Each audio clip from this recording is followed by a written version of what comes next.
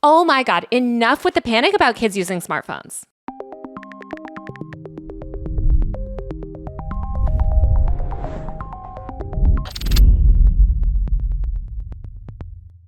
Everywhere you look, powerful figures are declaring that young people are suffering an unprecedented mental health crisis, and smartphones and social media are to blame. You see this rhetoric reflected all over social media, from Twitter to comment sections on Instagram and YouTube videos. In the past few months alone, almost every major podcast, magazine, TV news station, and newspaper has argued that social media and cell phones are destroying the younger generation's mental health. Smartphones and social media addictions are destroying our children's lives. That is a message, and it's an important one. Is it finally time to take drastic action?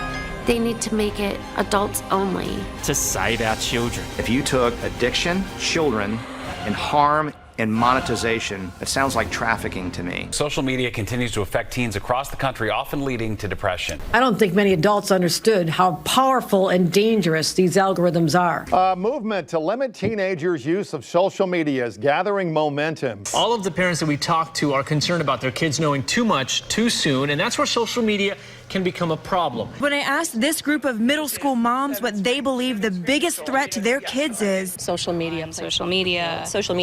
Social media is a serious health hazard, especially for young people. It's messing with their minds, and in an increasing number of tragic cases, it's killing them. In response to this media-driven outcry about kids and technology, state and federal lawmakers have sought to take unprecedented steps to limit kids' access to the internet. Utah is trying to restrict kids from using social media. Florida has been trying to ban social media for kids under the age of 16. And Congress has been trying to pass the Kids Online Safety Act, a wide-ranging, deeply concerning piece of legislation that would put massive restrictions on how young people can communicate and speak online. And let's not forget about the TikTok ban. Tonight, calls to do what to many is unthinkable: ban social media for the young. This fear among older generations about kids and smartphone use has reached a terrifying fever pitch. And this video is the first in a multi-part series that I'm launching covering the moral panic around kids and technology use. Recently, much of this panic has been driven by the mainstream media and one man, an author named Jonathan Haidt, and his best-selling book, The Anxious Generation. Many might remember Haidt from his previous book, The Coddling of the American Mind, where he argued against conservatives not being able to speak on college campuses without criticism, so-called wokeism, and he claimed that progressive forces in society have, quote, taught a generation of students the mental health habits of anxious, depressed, polarized people. Well, he's back now with a new explanation for why kids are so anxious and depressed. It's the phones. And he argues that the government must regulate social media or teens will quite literally mass unalive themselves. Social media, It's a trap that the companies set for the kids. and the harm it's causing. Is Instagram and Snapchat responsible for your son's death? 100%. Haidt's book is like catnip for white, suburban, upper-middle-class parents, media figures, and politicians who, rather than address the complex and systemic issues shaping most people's experience of the world, crave a quick fix. And smartphones and social media are a really easy scapegoat. Social media is dominated by companies that have spent the past decade putting profit above the safety and well-being of their user base. They rely on fundamentally exploitative and irresponsible business models that no serious person would argue haven't led to some real-world harm. But although many of Haidt's claims about the dangers of young people using social media feel true, especially to parents, boomers, and media pundits, those who actually study these topics professionally say that the science is not even remotely clear-cut and often shows the opposite of the narrative that Haidt is pushing. For instance, just last year, a massive study and review of research around kids and technology use concluded that social media is actually one of the least influential factors in predicting kids' mental health. Things like a history of depression,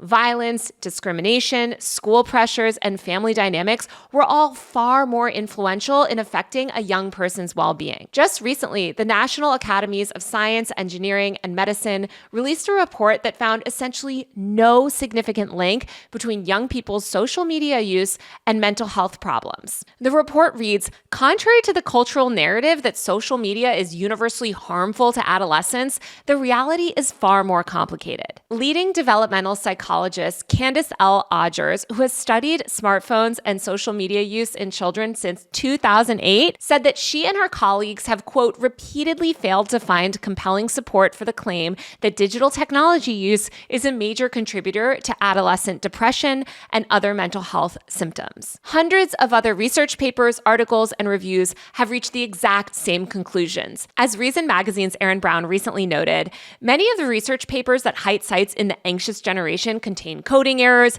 inappropriate statistics, and other pretty egregious issues. He relies on irrelevant or outdated data, or data collected for totally different purposes, analyzed in really flawed ways. According to Brown, Haidt cites 476 studies in his book that seem to represent this overwhelming case against young people's social media use. But 2/3 of those studies were published before 2010, as in before the period that Haidt even focuses on in his book. So many of the studies that Haidt cites either have major methodological errors or don't actually say what he claims they do. Haidt also displays graphs throughout his book showing that digital technology use and young people's mental health problems are rising together. But this doesn't really show anything. You could also put graphs showing an increase in young people wearing baggy pants over the past few years. That doesn't mean that the two things are causally related. Even taking these charts and graphs showing associations at face value doesn't prove that social media use causes depression. It could just as easily be, and by the way, there are studies to this effect, that young people experiencing mental health problems are more likely to use social media platforms or use them in a radically different way than their peers. And many mental health conditions have always arisen during puberty, even before smartphones existed. But this false notion that phones are causing an unprecedented mental health crisis is an irresistible narrative to parents who are primed to believe that their children are in constant danger from nefarious outside forces. This is exactly what has led to tech-focused freakouts like the Momo hoax of 2019, in which a fictional character named Momo was allegedly contacting children in the night via Facebook and telling them to unalive themselves. Momo allegedly uses messaging platforms like Facebook's WhatsApp to compel young people to take part in dangerous activities, from stabbing people and taking pills to suicide. It sounds like it's popping up and then it's giving you this directive. So it could be take pills, it could be kill yourself. Of course, none of this was true. Momo doesn't even exist. It's an inanimate sculpture by a Japanese artist with zero capacity to message your children, and not a single death has ever been linked to this sculpture. The problem isn't just that the moral panic around smartphones and children is total BS. It's also incredibly dangerous because it mainstreams this really regressive worldview that is resulting in legislation that strips young people of civil liberties and ultimately causes immense harm to the most vulnerable kids, especially young women and LGBTQ youth. Researchers who actually study these issues have said time and time and time again that things like access to guns, sexual abuse, discrimination, racism, sexism, the opioid epidemic, economic hardship, and just the general state of the world are all far more influential factors in affecting young people's mental health. As the journalist Liz Nolan Brown notes, for each data point cited by Haidt, a wide variety of non-tech explanations could work, and in most cases are far more likely. But it doesn't matter, because what Haidt is pushing feels true. It feels like the easiest explanation, especially to older people like those in the media and Congress. Haidt and this cadre of media pundits pushing this smartphone freakout say that there is this urgent need for government action to restrict young people's access to smartphones and social media. And that's leading to really scary laws that will restrict young people's access to information and take away their voices online. No more TikTok. It's back to CNN and mainstream media for the news, and don't you dare question it. I wish banning kids from social media and taking away their smartphones would solve all of their problems and give them a happy and carefree childhood. Unfortunately, I'm a millennial in my late 30s, and I'm old enough to actually remember what a cell phone and social media free childhood was actually like. And let me tell you, it was not the perfect world that Haidt and the media would have you believe. Your entire world was restricted to your physical reality, and you had absolutely no voice in the political system or ability to connect with anyone outside your immediate geographic area. It was an especially brutal time for young women and kids from marginalized groups. The mainstream media dominated everyone's information diet, and there was no way for young people to organize, dissent, or be heard. This is why you see nearly every major civil liberties group, LGBTQ organization, and human rights groups vehemently fighting against these proposed federal and state mandated social media restrictions on young people. For the most marginalized kids, social media is a lifeline. And even for non-marginalized kids, it provides a window and access to a broader world outside of a young person's physical reality. This is why far far-right conservatives are so focused on cutting it off. They don't want kids to learn about the world around them through social media.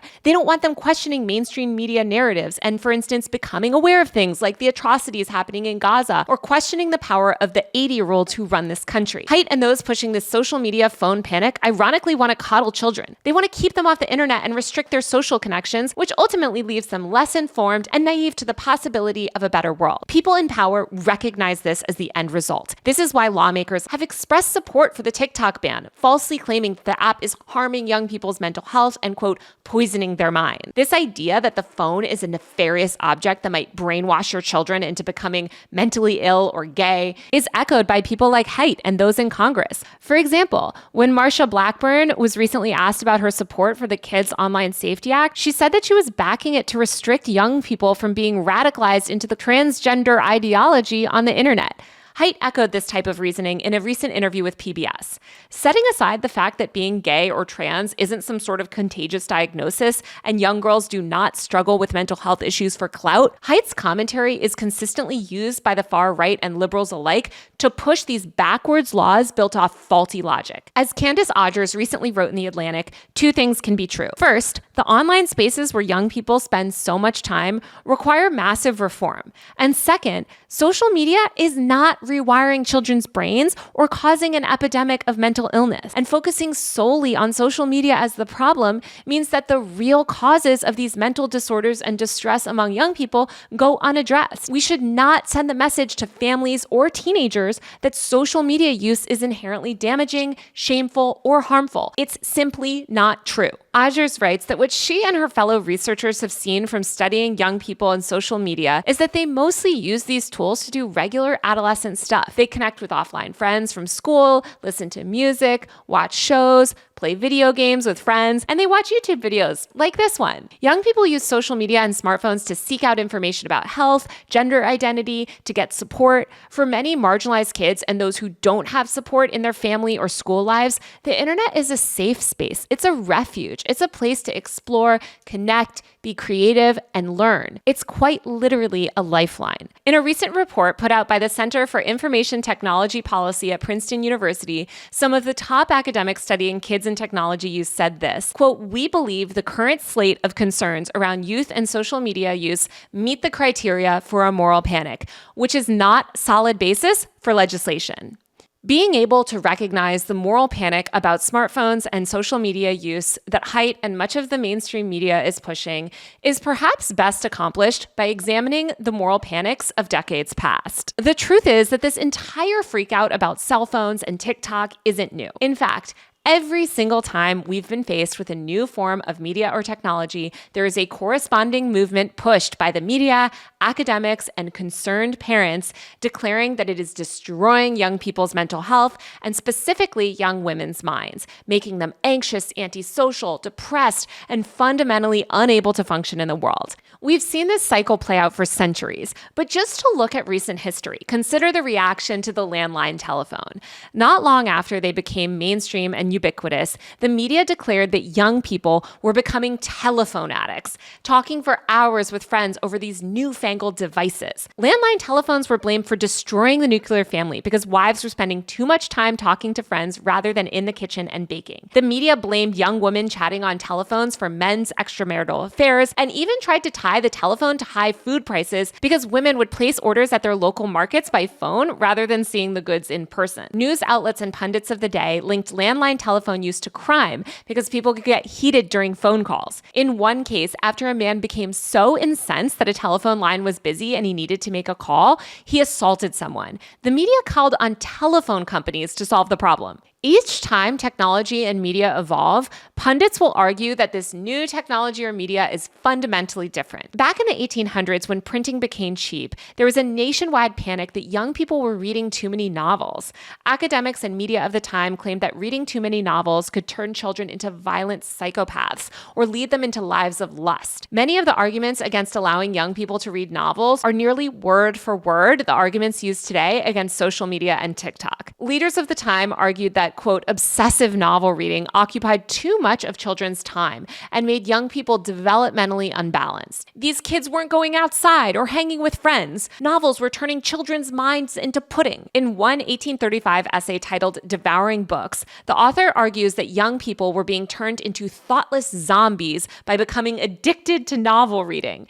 One article from 1909 recommends setting time limits on reading. Psychiatrists and doctors claim that too much reading was especially destroying young women's minds. In one 1910 article, the author declares that, quote, the effect of excessive novel reading on the married women is responsible for 9/10 of divorce. When newspapers became widely distributed in the US, people argued that children should be shielded from them. Some people sought to institute age limits on reading the news, lest young people learn too much about the world around them for their young age. In 1927, the media claimed that jazz books were leading to an uptick in youth suicides. One senator claimed that too much reading of jazz books was leading to, quote, boys and girls with underdeveloped, lopsided minds. By the 1950s, young people had moved on from reading novels to comic books, and the cycle began again. One 1948 article claimed that comic books were leading to psychiatric conditions among young people, causing them to commit crimes. It's notable that these moral panics are always pushed forward by academics, pundits, and concerned suburban white parents. For instance, in the late 1940s, a psychiatrist and author named Frederick Wortham was treating juvenile delinquents when he noticed that many of those that he treated often read comic books. He quickly declared that comic book readers were aggressive and crime-prone, and that these comics were poisoning the minds of American youth. People ate these theories up. Lawmakers discussed comic book bans, parents were freaking out, and there was this widespread belief that comic books had destroyed the minds of American youth. This backlash became so heated that there was even a public comic book burning in Missouri. A troop of Girl Scouts collected comics and held a mock trial for comic books, declaring the books guilty of leading young people astray and building up false conceptions in their minds, leading to mental health issues. In Vancouver, Canada, nearly 8,000 comic books were set on fire by an organization focused on what? Child safety. Wortham was the Jonathan Haidt of his time. He published a massively popular book in 1954 called The Seduction of the Innocent, which was full of bad research studies, misrepresented claims such as that Batman and Robin were gay, and claimed that comic books were destroying and disrupting a natural childhood. But comic books were ultimately no match for television, which was increasingly present in every child's home by the 1960s and 70s. Once again, we saw a moral panic ensue. People worried about kids telesnoozing or needing more naps because they spent too much time watching TV. In the 1970s, the concept of television addiction became mainstream, with television shows compared to illicit drugs. In one 1972 article, a sociologist said that women were, quote, tripping out on soap operas, entering a state similar to that of being on heavy drugs. The media claimed that television commercials were getting young women hooked on buying things. In 1977, a well-known psychiatrist suggested that parents should keep television sets locked away in closets while not in use so as not to spur a TV watching binge. That same year, a man tried to argue that television addiction drove him to murder his neighbor. When home computers arrived in the 1980s and 90s, they too were blamed for socially isolating people and destroying the minds of the youth. Walkmans, which also became popular at this time, were called mind-altering devices that could effectively rewire young people's brains. Again, the same talking points used today about social media. In the late 80s and 90s, beepers became a thing. You know those little devices that alert you when someone's trying to reach you? Well, parents and academics and the media staged such an extreme moral panic about beepers that several states made it illegal to carry any sort of paging device onto school grounds, even in your backpack, because they falsely believed that beepers were leading young people into a life of depression, drug use, and crime. Not, teenagers just trying to keep in touch with each other. In 1997, 70 students at Foreman High School outside Chicago were arrested for possession of a beeper, and children across the country in multiple states had brushes with law enforcement simply for carrying them. Every actual young person that the media spoke to about beepers made it clear how absurd these freakouts were. For instance, Chris Corso, a then 17-year-old senior in high school in New Jersey, told the New York Times, quote, "I'm not really at home too much, and my friends and parents like to keep in touch. Now they can page me." But the media and lawmakers didn't care. The idea that this dangerous, unprecedented new technology was destroying young people's minds was too compelling. One of the most famous moral panics that some of us lived through as millennials was the video game freakout of the early aughts. The 1999 Columbine high school shooting was blamed on video games, not, access to guns. which of course spurred another decade-long moral panic about gaming. Gaming was also compared to drugs. It was thought that kids who played games would fall into a life of violent crime and depression. 20 years later, academic evidence overwhelmingly finds zero link between playing video games and committing violence and crimes. Not to mention, video games are widely popular in Japan and South Korea, which have the lowest rates of violent crime in the world. I could go on and on. There have been too many moral panics about media and technology to even count. Every single time, the same group of academic pundits, parents groups, and the media work together to whip up a frenzy, making the same exact arguments about TikTok as they did about novels, comic books, television, Walkmans, beepers, and more. And here's one thing that me and all the boomers freaking out about kids and smartphones actually agree on. Many young people today are too isolated. They should be able to spend more time outside of their homes with their friends, engaging in leisure activities. But the reason they aren't doing those things is not because of social media and smartphones. As the technology and media scholar Danah Boyd, who has studied young people and their social media use for decades, recently explained on my podcast Power User, kids today are not growing up in the same world that their parents or people like Jonathan Haidt did. Cities and suburbs today are far less walkable and bikeable than in decades past. It's not easy to bop around to friends' houses when your suburb is crisscrossed with busy roads with no sidewalks and highways all over. Kids today also don't have nearly the amount of leisure time that they used to. They're inundated with hours and hours of homework and a growing list of extracurricular responsibilities, giving them less playtime than children had in just recent decades. Parents are also more likely to encourage their kids to stay home and stay indoors. Parents of color especially say that events like Trayvon Martin's death and the murder of countless other Black and brown youths in recent years have made them nervous to send their children out to play unsupervised. They'd much rather that their kids stay home in their bedrooms on their phones where at least they know that they'll be safe. And kids today are facing increasing economic anxiety due to the precarious nature of our economy, wealth disparity, unstable housing, stagnant wages, and the ongoing pandemic, which is still killing over 1,000 Americans a week and leaving millions and millions of young people and their caregivers disabled and forced out of the workforce permanently. In fact, just 2 years into the pandemic, back in 2022, nearly 8 million children had already lost a parent or primary caregiver to COVID-related causes. And that was before COVID's most infectious and deadly variants had begun to spread and all safety measures had been lifted. Losing a primary caregiver is devastating. It's deeply traumatic for a child and significantly more harmful to a kid's mental health than too much screen time.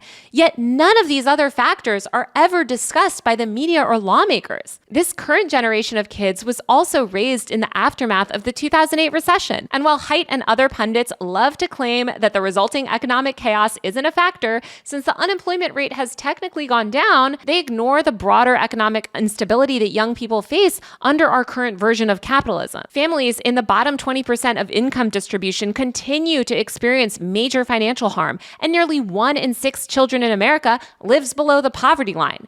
These are major structural issues with our society that taking away TikTok and banning kids from using cell phones won't fix. In fact, it only cuts kids off further. And I think it's worth noting that the same politicians on both sides of the aisle, along with those in the mainstream media who are backing this campaign to cut kids off from smartphones, also consistently vote and rail against things like gun control measures, youth mental health services, money for parks and public recreation, subsidized meals and childcare, all things that are actually proven to help kids' mental and physical health. And no one is claiming that these social media companies can't do better. Using social media the wrong way, especially if you're already struggling mentally, can have negative consequences. Literally anyone who uses the internet these days is acutely aware of its downsides. Platforms should undeniably roll out more robust user controls, data privacy protections, and responsible algorithmic recommendation systems. Parents also need to learn how to communicate with their children and build resilience and responsible technology and media consumption habits. As one robust recent research paper on the topic explains, social media is not like a toxin or nutrient